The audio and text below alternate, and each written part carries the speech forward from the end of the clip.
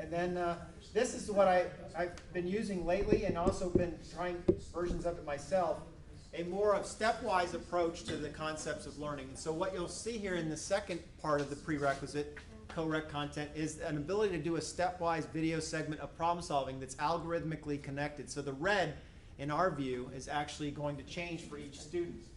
And what's happening on the screen as I zoom in on this, they would actually see this video off to the right. They'd play this video.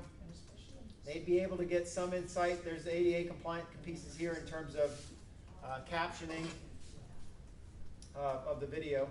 And then the other possibilities for the student to answer the question that's over on the far side of the screen.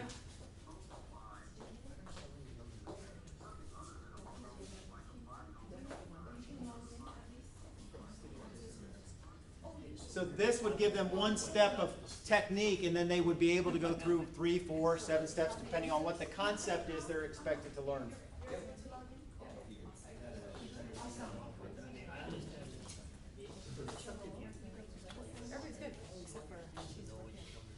Can you access yours now? I think she might have fixed it.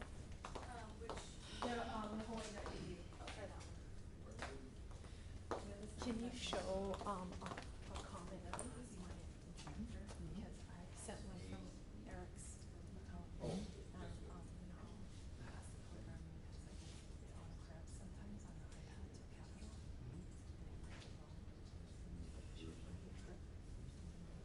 You know how like lowercase. So you'll have a ask your instructor, but you can do it later. I won't throw you off. Yeah. I'm just saying if you can show that, because it's kind of a good thing to know how to access and stuff. Yeah, I agree. Yeah. You're done? So my hope is as you experiment with a sample course such as this, you get an idea of some of the capabilities of assessment and learning tools that come from the publisher by default. Now, I'm going to show you things that I use and have built out as a result of trying to add to my student experience. But this would be the base from which you could build assessments and condition them to release in a manner that would drive them to a mastery approach. The caveat, as I mentioned earlier, is time. And the difficulty that arises in giving students this opportunity to move at their own pace is ultimately what comes about. And that requires time of mind to manage them at various paces. They tend to fall in 3 groups. There are students, roughly 10 to 20%, that move at an accelerated pace. And I really have been challenged to give them challenging experiences, which I've been able to do recently. And then the other 10 to 20% on the low end that fall behind the suggested schedule. That's where I spend the bulk of my time, making sure those students get the support. In the middle, the students who tend to follow the instructions, given the direction and the videos that I've put together, they're able to move collectively in a manner that helps them learn some new things, but more or less validate their understanding of college-level math course. That's really the outcome that I notice more often than not. So what I'd like to turn to is this mastery approach. I just ask one favor, though, before I move on. There was a student in the class that's before us today that has sent in a request. So I'm getting these ask your teacher requests. So somebody had submitted a get some help request. You're going to see my other courses. This is my true live class here, but I'm going to try it right here. It looks like we've got some co-requisite students that have sent some things in. So I'm going to venture down this path and see what we find together here. And if you notice, it's possible. Here's Eric. Eric was kind enough to participate there. Austin, thank you. We've got some folks that have sent in some requests. So in this, I can choose to engage the student, and I'll get some context as to the question they were on, the student, and then I can dig deeper into their responses. So I can see if they've tried it multiple times or if they have just simply done it once. And this problem is case sensitive, so I see where this one's potentially going. The program should take upper lowercase. It turns out that I could accept upper or lowercase. I chose to be rather strict on this variable submission in the lowercase, drawing a distinction between upper and lowercase. I'm going to tolerate my professor on you. As you should. I would gladly take a -5 out of 5 on that deduction. I prefer it from the coding side of my upbringing, the engineering influences, and the distinct difference between upper and lowercase letters matters in my opinion. It's not crucial. But I can fortunately turn those features on and off in the grading scheme of things. There are flags in this grading engine that are using Mathematica And there are ways to expand the flexibility of the grading or make it much more restrictive, I think is the right word, in terms of how you give credit to students. So this would be marked wrong as I have it currently set up. I have allowed the publisher to set this up. So I would reply, rate my professor, as Eric so kindly suggests. I know. Good luck. All right. So that. The next question, I'm going to venture, if you don't mind, Austin, just to try it. Do you get a ton of emails from students who fill this out? So ton, 2,000, right? And then a lot. I'm playing partisan words there, but Hold on, we got one more. I get questions from the same students a lot. I don't get a lot of questions from all my students. So I have to be careful there. I tend to get the 10% of my students who do send it a lot, and then I wean them off gradually is the way I try to do it. Either by delaying in responding, giving them more time to think it through, and that has worked out somewhat. And sometimes what I do to nip it is I ask them to call me, and that usually stops them in their tracks. And then I ask them to go by my office. Now the downside is I know they go to the tutoring center, they go to other mechanisms that are in avoidance. They're not really trying to learn. They're not seeking out other techniques. So then I'll tag back into them and find out how they did, or I'll go look and see. Because I would have a student that would email me like every single question. How do I do this? How do I do I have that. Usually what does it is the talking. And I've had them where I go, let's talk about this. And then I give them more insight where the resources are, because many times they're not reading the full surrounding of the assignment or the course itself. Nadine? Yeah, so actually maybe it's more for Jess or for saying it in general. I get a lot of the questions too, like I don't know how to do this, or I did it and then I got this answer and I'm like, well, I don't know what you did. So I then have them email me separately a picture of their work. I would love if they would add that in here. I agree. Like you can just attach a picture, because that's, I don't know what they did. They're like, I got a different answer, I don't know how. I'm like, well, I don't know how either. I need to see what you did. I agree with your Right? request. So I end up then moving the conversation to email. I actually just answered an email from the website. Yeah, I think she raises an extremely valid point. I've had to have my students who want to get to me sooner than in this platform, in this restrictive nature of submissions, it's highly text oriented. To get the picture, my students have resorted to cloud sharing, and that's not functional. Added that in here. Right, I agree. It needs to have an attachment for a Yeah, picture. right? That'd be cool. I agree Just a completely. picture. Yeah. And so you and I and others, I'm sure it sounds like, have resorted to alternative measures. You'll see some of those crop up in the next few minutes when I show you other techniques I've used to try to get more learning from my students. So those are some weaknesses that we're identifying that would certainly be wise to look for in the platform you use for your assessment, to have these kinds of features to communicate with your students. So the neat thing with this is it does bring in context. I have used this no more than 10 times over the 10 plus years I've been using WebAssign, but I have just recently, I'm teaching a math for elementary teachers, and they brought to my attention a question on greatest common factor. It was outside the scope of what was being asked, and I reported it, I suggested the correction, and they actually corrected, it was the author's framing of the question. It wasn't in WebAssign itself, and so I was very delicate to say, I believe this should be this way, and I didn't want to tell the author something that they had intended some other way. But that reporting of question feature is really impressive. If you want quick service or response, what I've noticed is those folks are sitting waiting for something to do, it seems like. They respond quickly to all kinds of ideas when it comes to that. But usually it's because the students are complaining about a question. You can go ahead and view responses. There is an ability as an instructor to start to see what they've been doing. You can see how much time they spent on the assignment. You can see all sorts of things. By the way, if you recall, if you do have students that have been working on the online assignments and they have not submitted, that's where you can force the saved work to come through as a means of collecting their work after the due date. All right? So that if you notice it's not active right now, it's only going to show up for you to collect their work after the due date you've posted. So what I've done, just to test it, I didn't do it to be mean, I changed the due date and I can collect their work and then push the due date back out. So it's all relative to due date. It truly does hold up to it. And I just wanted to see if it worked. And so I could collect their work and see what they were doing. So that's been a nice little feature for assessment. The previous answer feature is awesome. Yeah, I like that too. See, the students will be like, I like well, the I submitted previous that already, answers. and I had it right, and it marked me wrong, and then I can go back. They'll have started a new question. I can be like, oh no. Oh no, you didn't type it. Yeah, Really. I like it. Yeah, there's some other things. And if you notice, ability for you to turn these features on and off is really at your discretion. You can do it for a whole assignment by default. I turn them all off when I do online exams, of course, but when I choose to put them in play for low stakes homeworks, I can turn them off after any various number of submissions. And I can do it per question. What I've also done is I've added customized hints. So I can put in the ability to add customized hints that lead to other cloud resources or my own commentary if I so choose, or YouTube videos that I found helpful. So what I'd like to do now, if it's all right, we'll take a look at our results. Let me stay on track here. I wanted to show you a live class. That was a demonstration course. Not ready for that.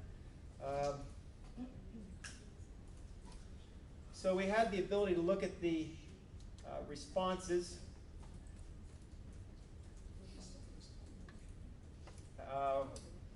Let's see. What I wanted to turn to, so if you hadn't picked up on this, just to recap what was meant to be accomplished here, is the ability for a student to take a preliminary quiz. If they pass it, in this case I think it was set at 70%, rather low relative, they would gain access to these items that had been grayed out. That's what this conditional release means.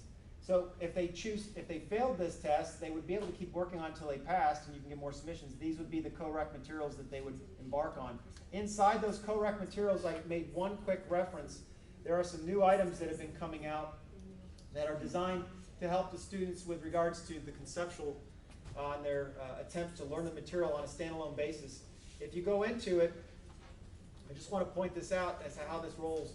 The earlier attempt was just to use a video, much like the chalkboard I mentioned, as you see here. But there's this new concept check that's just been rolled out this August, and I've been using it as a means of giving students opportunity to learn the material.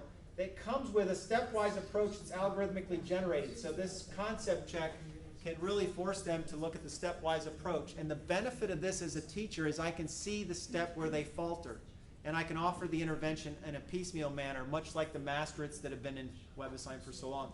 The idea of parsing out the stepwise activity can give you data reports that shows where the student might be having frustration in learning the material.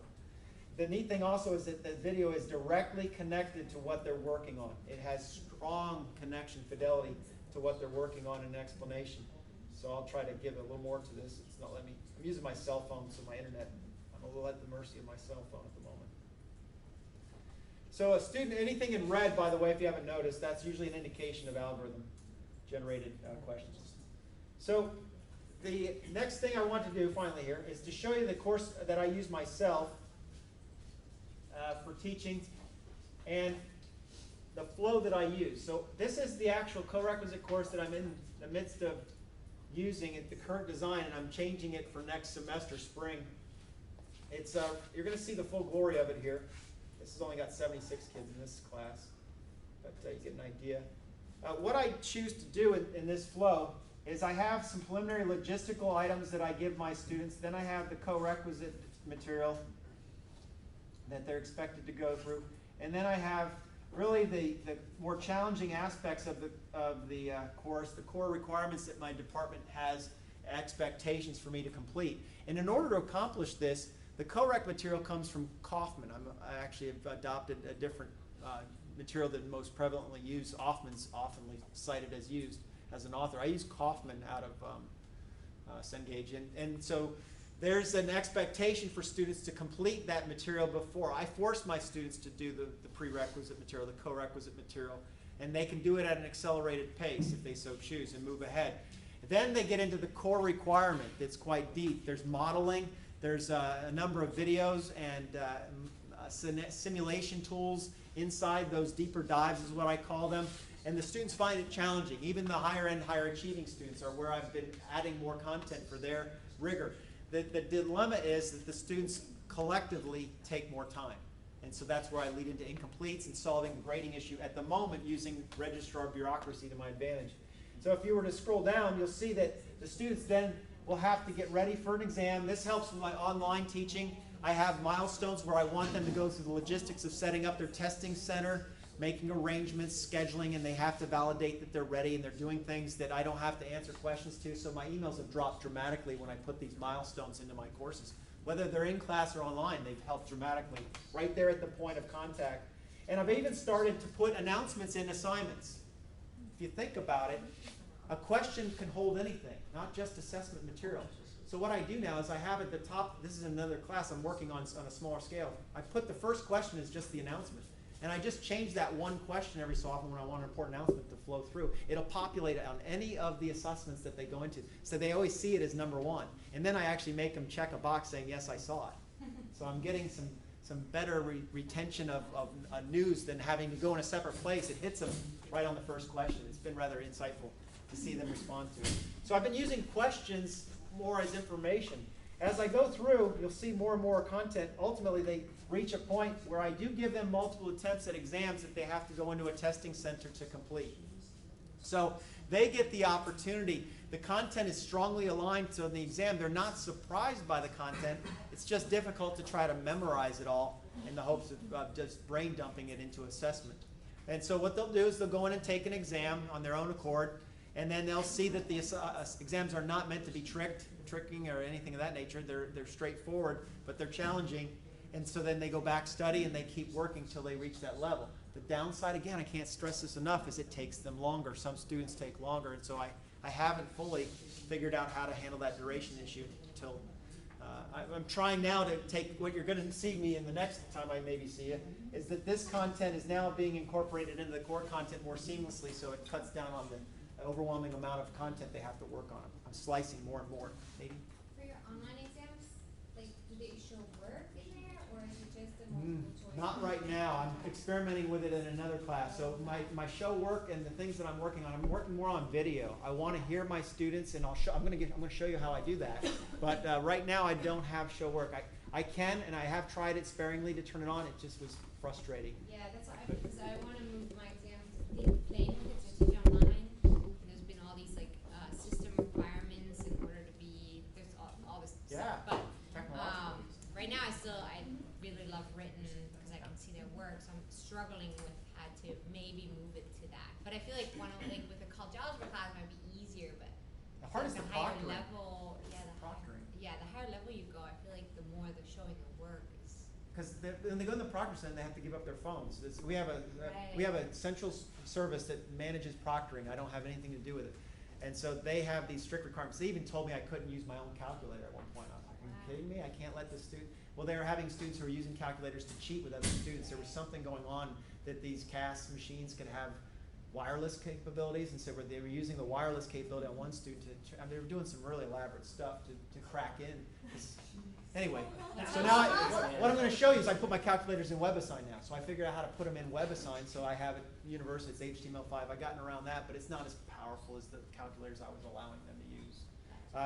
But I'm trying to get more work shown in the actual test. I don't know how to get past that. So what I do is I proctor some of my own students. I watch them, I proctor them through Zoom, and I'm trying to figure out how could I crack that. It would be nice if they just take a picture of their work and just attach it. It would be sufficient for me. and Proctor I think used to do it, but they stopped that service. So. There's just students keep cracking these systems and misusing it, or it causes to continue to revert back to traditional techniques.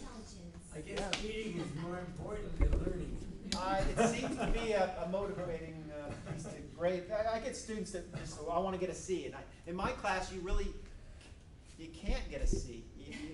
You got to keep working till you get a B. So it's kind of hard to get a C. You just have to give up, I guess, midterm somewhere along the line. And my grades are 90% exams, though, so 10% isn't going to cut it. They have 40, 50 assignments in this class, which is overwhelming, and I'm trying to pare down. Probably contributes to my time issues. Hey Mike, you know when you send a question to ask the instructor, is there somewhere in the student side that it holds all the messages? It holds it on a per question, per assignment basis, so it just stays right where they originated it. They'd have to go back to that assignment, and that question, they'll have a little mail icon with that question. It'll show that it was sent back, returned. It'll change it to a different icon. But it doesn't go somewhere like how yours has a communication? Yeah, they have a communication button too. Yeah, they could go there, but it's usually in the context of, Oh, yeah. okay. I don't have it up right now. See right here, Jess, is what you're looking for. This. We went in there, Eric, it's supposed to be in the communication, but we couldn't find it. Did I reply to Eric? Oh, so you have, it doesn't show what they sent though. Yeah. I don't know all that, I guess. Okay, but it'll show that. I thought you blackballed me. Yeah, Yeah, I thought I did something, but this is, I'm not even in the right account. I said something about rate my professor, Eric, is what I put back. That's right.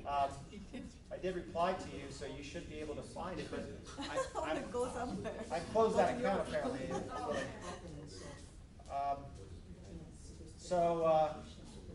I don't have a way to emulate that, Jess, at the moment. I don't have a student account open. Mike, would you know where he could find that? Where your response, he would be able to find that, Mike? Yeah.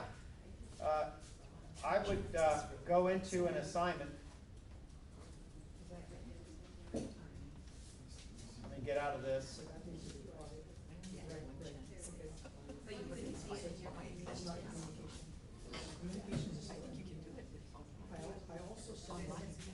Were you able to locate it, Jess? Yeah, it's in the problem, not in communication. Yeah, yeah. That's where I have my students go. I also asked for an extension on the thing that you haven't replied to yet. And, I I'm allow nervous about this thing being due. 24 hours. I give 24 hours. Yeah. Well said.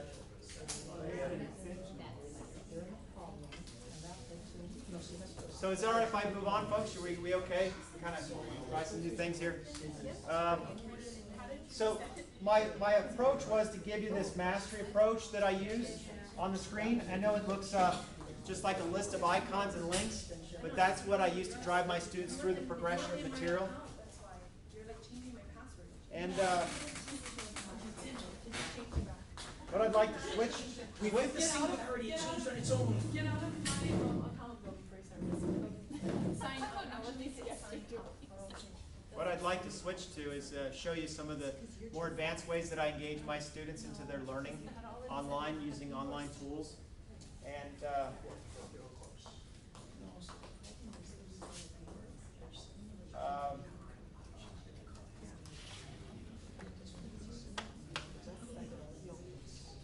what I created, you're welcome to have a copy of. If you see me after today's session, I can put your name into this course shell. It really has some advanced things I've collected from colleagues like yourself over the years. It's a demo course for WebAssign. And so what I'm going to show you is the ability to add content and engage your students beyond just the collection of Mathematica type equations and styles. So if something catches your eye, I'll delve into it. I have some that I've already chosen ahead of time. The list incorporates all sorts of tools that you might be used to using already. I tend to favor using Microsoft Excel, and I do use R. I just tiptoed into it just briefly. I have something where I've embedded R right inside WebAssign. I can show those who have interest in that. I've been playing around with it. But this version of Excel, when I have my students try to model mathematics, I do prefer them creating models in Excel. What you're about to witness is some of these models I might create as a teacher, such as my environmental engineering pollution model for wastewater. What you're seeing on the screen is just an Excel spreadsheet where the students can manipulate the data, and then the model would adjust so that they can answer questions with using a model. Now what happens is the data then would allow them to answer in WebAssign and auto grade below, so that I don't do the grading associated with this use of a spreadsheet. What's really powerful is the ability to put this content in a single resource. So what you're seeing is the graphical nature of the model. If they were to go in and change these values, so I can do something really odd here, 0.7, 0.4, or 5. I'm just changing the numbers in this portion of the screen, and they're reflecting in calculation as well as the graphical nature of what's being presented. This is a dissolved oxygen. This is just environmental pollution downstream model. Now there's more to it than this. So in this spreadsheet, if you look closely, at the bottom here I have multiple online sheets I borrowed from colleagues, and when I click on these, they give a whole host of online Excel-based statistical spreadsheet. You might find a bunch of these. You can borrow them. Histogram, plotting tools, normal distribution curves. There's a whole host of things. And I'm not saying you have to put these all inside that tiny little window. It's available to just click and link out so that students can use the tool as it's there. What I've done is put that in the testing side of things. So I'll show you another one where I use Desmos as my online calculator for some of the functionality. And that's also one of my favorites because the ADA compliance of Desmos in and of itself. So these are dangerous things that I'm showing you in terms of ADA because there are some concerns that I'm using things that may not comply. So that's the wrestling I have to do. Now that's Excel, and then I use that and I put questions in that correspond with that. So you're welcome to have how I do these things. It's really just embedding code. I've been using Word. Word's been interesting, or other Google Doc tools, depending on your preference. Because in Word, I can use the equation editor. So I can put content in here, and I can just type it in the cloud document, and it synchronizes and shows up where I need it. So I'm editing in Word somewhere else for my courses. I have MAH00451, I have a bunch of Word documents, and then MAH031, I have different Word documents that are spread throughout my cloud-based assessment tools. And so here's one that I was using the equation editor. I was just playing around for MAH01200, and it allowed me even to embed images. So it's just a Word document. You can do this with Google Sheets, but what I liked it for is the ability to put high-level mathematical fidelity inside the document with a fair amount of ease, and it just shows up in real time once it's saved, once the Word document is saved. I've been working with Google Docs and Google Drive, so if you want to embed Google Drive documents inside your spreadsheet, so that what I found in the co-requisite models, worksheets really help the students, so PDFs and things of that nature that they might want to print out at the moment they go to lab. I keep them at the top of the assignment. They'll download or print those in the lab, where I have finally gotten class time, or at home. And so these are references. I can put entire Google Drive items at the top of my assessment tools, and then I can start to do the assessments below. I used to put all these things on and keep them in their respective containers, Excel, Edpuzzle, all these named tools. What I've been doing gradually is putting them embedded into WebAssign and letting WebAssign do the assessment. That's why the gradebook is all centralized and nicely organized for me. I don't have to worry about going to these different tools anymore to test whether students are doing their work. LaTeX, I can type in LaTeX in the questions, LaTeX. So I have the ability to just type in a question. If you want to change it, you can just go into the question browser and change it, and it'll permeate wherever that LaTeX code is. If you want to keep changing it from semester, week to week, you have announcements. It's really just a container of information. It doesn't have to necessarily assess a student to be a part of WebAssign or your online assessment platform. It's just question one in this case. So those are tools that I've been taking advantage of. I'm more interested, though, in showing you these dealing with video. I went through an evolution where I embedded videos from a playlist perspective initially. I still use it to some degree to give students support to material. So I have these playlists, and sure enough, I haven't corrected this one. Darn it. What I did, YouTube changed their sizing so that the playlist is actually hard to reach. So that's another reason why this may not be ADA compliant now that I think about it. The playlists, though, allow me to put videos in an assignment. So this is just a container of 1, 2, 3, 4, 100 videos. And all I do in YouTube is I just add another video, and it populates for this particular topic on rational expressions or quadratic or whatever the topic is. These playlists I have organized in YouTube so that I can just add them to the playlist, and then they show up wherever they're needed.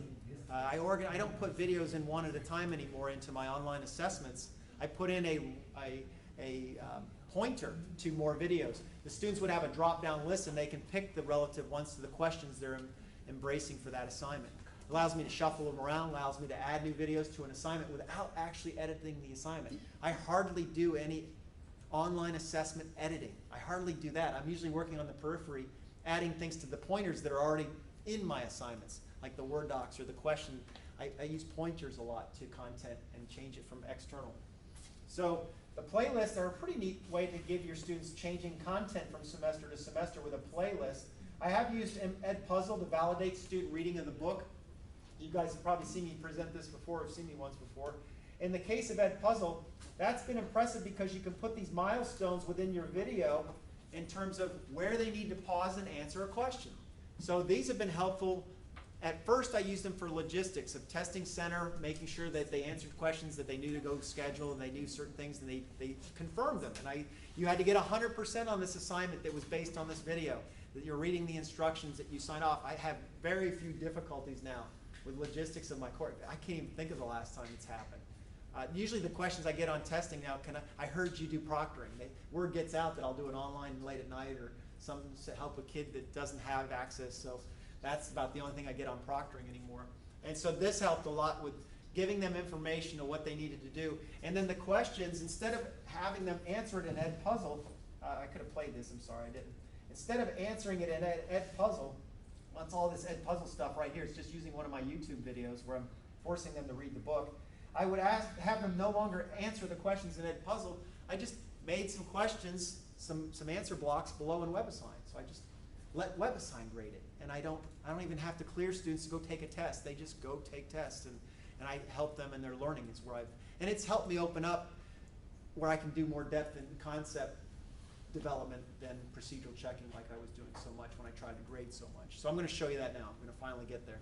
But what would happen in this video is it's playing. It's a little flaky at the moment because I've seen they made some upgrades. But at around the 49-second mark, a prompt would come up that says to the student, you need to answer question number 2 below. So it pauses, and they can't fast forward. So it would really frustrate the students who are trying to skip around. The thing I did is I learned, instead of that prompt that you just saw take over, I do set questions up that aren't context connected to the video. So students who are savvy and mathematically capable, they could blaze ahead irrespective of the video. I've changed my authoring approach. Before I used to be quite punitive that I wanted them to watch every single second of a video. I'm changing a little bit so that they could move ahead faster if they happen to know the mathematics. The problem with that approach is there's some cheating that still can occur that I'm noticing. I've created new algorithms. There's things that WebAssign can do for you. So it helps me uncover the cheaters that seem to surface from time to time. It makes me wonder who I'm not catching, ultimately. That's really all it comes down to. I just find it puzzling. So I have other tools that I use. These are showing more signs with ADA compliance. Our university uses Pimatyc. So I record myself in class. This is why I wanted to get back to class. I really just wanted to be a part of seeing students. I used to just talk to the walls a lot. And so what you're seeing now is that attempt. Yeah, I literally just have stuff, you know. When in you my get back, office. Mike, you'll see you'll get similar response from this The thing that irritated me is they start packing up early. I forgot about that. You know, Yeah, like, yeah. what are you? Hey, I'm here. You know, what are you guys getting all antsy for? So now it's a little tough to take some of those moments, but it's better than being in my office all alone. So yeah, you're right, Steve. You're right. What you're seeing is in Pimatyc, I can screen capture my computer and I can see myself in the corner and stuff. So, but this allows for searchability. So these tools are pretty neat. These come with some captioning tools that our universities embraced. And so this allows them to jump around. There's a searching mechanism. So they can actually search what I say. So it's actually doing some sort of captioning that allows, so if I say a certain word, it'll actually find in the video where it's at and allow them to fast forward and take part in hearing it. And then there's captioning going on as well somehow. I don't know how accurate it is. I haven't investigated yet. I'm waiting to get some time for that. But ultimately, when I convey this, I'm using these, at the moment, just words or example problems for them to answer to validate that they're learning. This is also my university's way of tracking whether they're watching stuff. So behind the scenes, there's a Big Brother algorithm or tracking mechanism that's seeing how much time they spend if I wanted to go in and look. And usually I only do that when the student shows a propensity of delay. Now the Desmos stuff, I use a couple of different things with regards to Desmos. I'm embedding these for the sake as the issue with the calculator. You can put the online calculator of Desmos, the graphical one, as well as this one. This is the, looks like the scientific one, I can't tell. But you get the idea. So this gives them some functionality to go about using some capabilities right inside the tool. Oh, I don't know how to use it. In terms of their use, or I don't have to worry about them having handheld devices. So that exists inside. There's ways to couple it with the questions that they would be answering in the WebAssign tool or the online assessment tool. And then I've also been doing this in terms of getting them to participate. This is building towards that conceptual that I'm more pleased to report progress on. So in Desmos, I find that these tools are quite impressive when they join these online activities, and they can do this somewhat asynchronously. They can join in. I'm going to go ahead and do a little demonstration here. You would be able to participate as well. Each student would have their own, and then I use the teacher dashboard to see how they're participating. I like this because this gives me the chance for them to interact. You've probably seen these kinds of tools if you've ever used Desmos. And so I'm going to skip a couple of them. They can interact. But the others you can see here, they can start to type in. We can play around with this, x squared. I like the way this works. Let's see, minus what we want to try here. 8 maybe? Looks like it might work. No, I should probably go the other direction. I'm not even paying attention. I'm a little nervous there. We'll try minus. You get the idea. So this gives some really interesting opportunities for students to participate. There's my, hey, look at that, Eric. The x doesn't work. Maybe capital X is not so forgiving in Desmos as well, apparently. It thinks it's data. Does it matter? What? It thinks it's data. Oh. Yeah, you use capital X for data sets. Oh, so that's my naivety there, so it's not working still, what am I doing And wrong? then you gotta try like 2x Oh, it's 'cause squared it's- minus, yeah, or sorry. 1/2x squared minus 4. I gotta pay attention. Double. There you go. Try it, give me one, Well, see, try it again. the gates, you should actually have an upward facing one. Try Yeah. 1/2x Thanks, squared Austin. Why minus did you use easy? 1/2, got it, It's after lunch. X what? squared, and then minus 4. Thank you. See if we get a winner. See, I like it, 1/4 getting x close. squared, I don't know. Let's try minus 14, right? Play around with that. Look at that.